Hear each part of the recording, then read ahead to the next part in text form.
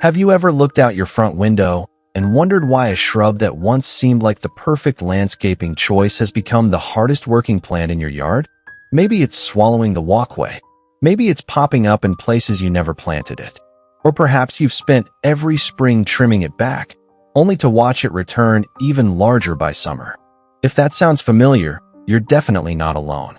One of the biggest mistakes homeowners make isn't choosing the wrong flowers. It's planting shrubs without knowing what they'll look like 5, 10, or even 20 years later. When they're young, many shrubs seem almost perfect. They're inexpensive, easy to find, and often labeled as low maintenance. Garden centers display them in neat little containers that make them look manageable. But those small pots hide an important truth. Some shrubs grow far beyond expectations, spread aggressively, or require years of constant maintenance just to keep them under control. The surprising part is that many of these plants are still sold every year because they grow so reliably. Unfortunately, growing well and behaving well aren't always the same thing. Some crowd out neighboring plants. Others produce thousands of seeds. A few create headaches for local wildlife. And one shrub on today's list has been responsible for expensive disputes between neighbors because of the way it spreads underground. The good news? Every problem shrub has a better alternative. You'll still enjoy colorful flowers, attractive foliage, privacy, or seasonal interest, but without signing yourself up for years of unnecessary work. As we count down, I'll explain why so many gardeners regret planting these shrubs, what makes them difficult to manage, how to remove them successfully, and what you can plant instead for a healthier, easier landscape. And trust me, the shrub near the top of today's list surprises almost everyone. Before we dive in, if you find value in what we share, consider subscribing and turning on that bell. Now let's get into it. Number 12. Burning bush. Few shrubs deliver autumn color as dramatically as burning bush. When the leaves turn brilliant red, it's easy to understand why homeowners have planted it for decades. The problem is that the same plant that looks impressive beside your driveway can become a serious problem outside the garden. Birds can eat its berries and transport the seeds to wooded areas, where new plants may establish without anyone intentionally planting them. In places where burning bush has become invasive, dense populations can compete with native vegetation and change the character of the forest understory. That's why restrictions exist in several states. If you already have one, inspect the area around it for seedlings. Don't wait until you have dozens of mature plants. For small shrubs, removal is usually much easier when the soil is moist. Cut the branches down first, then dig around the crown and remove as much of the root system as practical. Want spectacular fall color without the same concerns? Look into native chokeberry or Virginia sweetspire, depending on your region and growing conditions. You get seasonal interest while adding plants that have a better relationship with local wildlife. And our next shrub has an entirely different problem. Number 11. Rose of Sharon. Rose of Sharon is popular for a very good reason. When many summer shrubs are slowing down, it can produce beautiful flowers in shades of pink, purple, white, and blue. But after those flowers fade, something else begins. Seed production. A mature shrub can create a surprising number of seed capsules, and those seeds may produce volunteers throughout your landscape. Suddenly, the plant beside your porch isn't the only Rose of Sharon you own. You may find tiny seedlings in mulch beds, beside fences, around trees, or even along cracks near the driveway. One homeowner I spoke with described pulling seedlings every spring from places she hadn't planted anything. That's the hidden maintenance cost. If you like the shrub but don't want the seedlings, removing spent flowers before seed capsules mature can reduce the problem considerably. If you're removing the entire plant, cut the branches down first, and then work around the root crown with a shovel. For a replacement, consider native sweet pepper bush or a regionally appropriate native hibiscus. The goal isn't simply to find another shrub with flowers. It's to choose one whose growth habits fit your yard. And that becomes especially important with number 10. Number 10. Privet. Privet has been used for hedges for generations. It's dense, responds well to pruning, and can create a living privacy wall surprisingly quickly. But some types of privet spread readily by seed. Birds eat the berries, move around the landscape, and unintentionally plant the next generation. That's why you may eventually notice privet seedlings appearing beyond the hedge itself. In regions where privet is invasive, those escaped plants can form dense thickets and compete with native vegetation. There's also the maintenance issue. A hedge that needs frequent trimming isn't truly low maintenance. If an established private hedge has become too large, cutting the top isn't enough. The plant can regenerate from its remaining crown and roots. For a small hedge, you can cut the stems close to the ground and then dig out the crowns. Large, mature hedges may justify professional removal. And before replacing it, think about the job you actually need the plant to perform. For evergreen screening in suitable parts of the eastern United States, inkberry holly can be an excellent native option. For larger screening, native hollies or other regionally appropriate evergreens may work better. The right plant isn't necessarily the fastest growing plant. Sometimes slower growth is exactly what you want. Number 9. Forsythia. Forsythia creates one of those spring moments gardeners remember. After months of gray weather, the branches suddenly explode with yellow flowers. It's spectacular, but here's what many first-time homeowners don't realize. Forsythia isn't naturally a tiny, tidy foundation shrub. It wants to grow outward with long, arching stems. Give it too little room, and you'll eventually be trimming it away from sidewalks, windows, fences, and neighboring plants. There's another reason it can spread beyond its original footprint. Branches that contact moist soil can sometimes develop roots and establish new growth. That means a sprawling shrub can gradually become a much larger patch. If you already have one, don't automatically turn it into a perfectly round ball with hedge trimmers. Forsythia responds better to renewal pruning. Remove some of the oldest stems at ground level after flowering, allowing younger branches to take their place. And remember, pruning at the wrong time can remove next year's flower buds. If you're removing an overgrown plant entirely, cut the branches down first, then dig around the root crown. For an alternative with native wildlife value, investigate spicebush where it suits your region.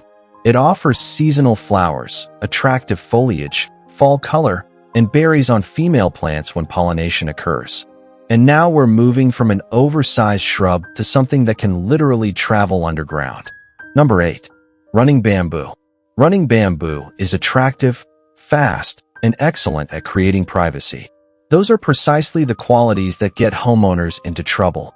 Unlike clumping bamboo, running bamboo spreads through underground rhizomes. New shoots can emerge farther and farther from the original planting. A homeowner may plant a narrow screen along a fence and think they've solved their privacy problem. Several years later, shoots may be appearing on the other side of the fence, around a shed, or beside a driveway. The visible canes are only part of the story. The real challenge is underneath the soil. Cutting bamboo down doesn't necessarily eliminate it because the rhizomes can remain alive and produce new shoots. If you want it gone, you'll need to remove the underground growth and monitor the area for regrowth. For a large established stand, professional excavation can save an enormous amount of frustration. If you're considering bamboo for privacy, first determine exactly what type you're buying. And if you don't need bamboo specifically, native shrubs, small trees, or ornamental grasses may give you the screening effect with fewer containment concerns. Never buy a fast-growing plant simply because you need something to fill an empty space. That empty space won't stay empty for long. Number 7. Japanese barberry. Japanese barberries look innocent in a garden center. Some varieties have attractive burgundy foliage, compact growth, and excellent toughness. Then you discover the thorns. And later, you discover the bigger concern. Japanese barberry can escape cultivation and become invasive in parts of the United States. Dense stands can crowd out native plants, and research has also found that barberry-dominated areas can create humid, sheltered conditions favorable to blackleg ticks. That doesn't mean every shrub automatically creates a health hazard. But in areas where Japanese barberry is invasive or problematic, it's certainly worth reconsidering. If you're removing one, wear thick gloves and long sleeves. Cut the branches carefully and then dig around the crown. Don't leave thorny cuttings scattered across the yard. For a dark-leaved native alternative, 9-bark can provide attractive foliage, spring flowers, and interesting bark. It won't look exactly like Barberry, but it can provide the same visual role in a landscape without the thorns. And we're only halfway through. The next plant is often sold specifically to help butterflies, but there's an important detail that the plant tag may not explain. Number 6. Butterfly bush. Butterfly bushes can attract plenty of adult butterflies. So why would anyone question it? Because attracting butterflies is only one part of creating butterfly habitat. Adult butterflies need nectar. Their caterpillars need host plants. Those are not always the same thing. A garden filled with nectar flowers may look alive with butterflies while providing very little food for developing caterpillars. There's also a second consideration. Butterfly bush can become invasive in some regions. Before planting it, check your state's recommendations and choose cultivars appropriate for your area. If you already grow it where it isn't considered invasive, removing spent flowers before seed develops can help limit unwanted spread. But if you're creating a pollinator garden from scratch, think bigger. Include native host plants as well as nectar sources. Milkweed is essential for monarchs. Other butterfly species depend on completely different host plants. For a native flowering shrub, summersweet can be an excellent option in suitable moist locations. Its fragrant flowers attract pollinators, and it adds late-season interest when many gardens are beginning to fade. A successful pollinator garden isn't simply a butterfly buffet. It's a place where insects can actually complete their life cycles. And our next shrub has a different challenge altogether. Number 5. Boxwood. Boxwood has a classic appearance that never seems to go out of style. It's used for borders, formal hedges, pathways, and geometric garden designs. But maintaining that perfect appearance takes work. Then there are diseases and pests. Boxwood blight can cause leaf loss and branch dieback, while box tree moths have created additional problems in areas where it has become established. Once disease becomes established in a planting, replacing damaged shrubs with more boxwood may not be the smartest decision. If your plants are declining, first determine what's actually causing the problem before treating them. And if you're tired of maintaining boxwood altogether, consider changing the design instead of repeatedly replacing the same plants. Inkberry holly can provide evergreen structure in suitable climates. Other native hollies may also work depending on your region. The important point is this. Don't spend years trying to force a struggling plant to succeed in a location where another species would thrive naturally. Number 4. Scotch broom. Scotch broom is another example of why rapid growth can be deceptive. Those yellow flowers are attractive, and the plant can quickly fill an open area. But in regions where it has become invasive, that same vigor allows it to spread into disturbed landscapes and natural areas. It can compete with native plants and form dense stands. In parts of the West, dense Scotch brooms can also contribute to wildfire fuel concerns. If you discover a young plant on your property, deal with it before it becomes a large seed-producing shrub. Small plants are generally easier to pull when the ground is moist. Large plants may require digging. And if you're dealing with an invasive plant, don't assume your backyard compost pile is the correct destination for the material. Check your local disposal guidance. For alternatives, choose native shrubs specifically recommended for your region rather than relying on a nationwide list. Your local climate matters. So does your soil. So does rainfall. A plant that's excellent in Oregon may be a terrible choice in Florida. That's why local extension services are some of the best resources available to gardeners. Now we're down to the final 3. And number 3 is one that can quietly turn a beautiful landscape into a constant battle. Number 3. Wintercreeper. Wintercreeper is often chosen as ground cover. It stays green, spreads quickly, and can hide bare soil. But spreads quickly should make you stop and ask one question. Where will it stop? Given the opportunity, Wintercreeper can move across the ground and climb trees, fences, and structures. Once it reaches a tree, dense growth can cover portions of the trunk and branches, making inspection and maintenance difficult. It can also escape into surrounding areas. If you discover it climbing a tree, don't simply yank the vines down. Cut the stems near ground level and allow the upper growth to die before carefully removing it. For ground cover mats, work section by section and remove as much of the root system as possible. Then monitor the area for regrowth. For shady gardens, native wild ginger can provide attractive ground cover in appropriate conditions. Barren strawberry can be another option where sunlight and soil conditions are suitable. A ground cover should cover the ground. It shouldn't become the landlord. Number 2. Nandina. Nandina, often called heavenly bamboo, has been popular in warmer parts of the country for its colorful foliage and bright winter berries. Those berries are exactly why I want homeowners to think carefully. Nandina berries contain cyanogenic compounds, and there are documented cases involving bird poisoning after birds consumed large quantities. The risk becomes particularly concerning during winter, when natural food sources may be limited and birds can concentrate around abundant fruiting plants. Nandina can also spread outside gardens in some southeastern regions. If you already have it, consider removing it or at least preventing berry production while you decide what to do. A beautiful replacement is winterberry holly in suitable conditions. Its bright red berries provide outstanding winter interest and can support wildlife. Just remember that winterberry usually requires compatible male and female plants if you want the female shrubs to produce fruit. That's one of those small gardening details that can make a huge difference. And now we're at number 1. This final shrub isn't a problem because it produces too many seeds. It doesn't need berries. It doesn't need birds. It doesn't even need to grow above ground very quickly. Its greatest strength is hidden beneath your feet. Number 1. Japanese spirea. Japanese spirea is a classic garden center favorite because it looks easy to manage. It's compact, produces attractive pink or white flowers, and works nicely along borders and foundation beds.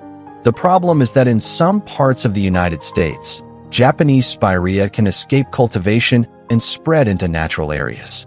It produces seeds that can be carried beyond your property, and once established in suitable conditions, it can compete with native vegetation. If you already have one, don't wait for it to spread. Remove spent flower clusters before they produce seed, and pull young seedlings as soon as you notice them. If you're removing the entire shrub, moist soil makes digging out the root crown much easier. And always check your state's invasive plant guidance before planting or disposing of it. For a native flowering replacement, consider 9-bark or a regionally appropriate native meadowsweet. Both can provide attractive blooms while offering greater wildlife value. The important lesson is simple. A shrub that looks harmless in a nursery pot may behave very differently once it's established in your landscape. Choose based on its mature size, spreading habits, and behavior in your region, not just how pretty it looks on the garden center shelf. And that's the real lesson behind these problem shrubs. A plant doesn't have to look dangerous to become a headache. Sometimes the biggest problems begin with a beautiful flower, attractive foliage, or a promise of easy maintenance. Before planting any shrub, look beyond the first season. Find out how large it will become, how it spreads, whether it's invasive in your area, and what it will require 5 or 10 years from now. And if you already have a shrub that's becoming difficult to control, don't wait until the problem gets bigger. Remove it while it's still manageable and replace it with a plant that's better suited to your yard. Take a walk around your property this week and see what you find. And I'd love to hear from you. Which shrub in your yard has caused you the most trouble? Share its name in the comments. Your experience could help another gardener avoid the same mistake. If you found this video useful, subscribe for more practical gardening advice, and I'll see you in the next one.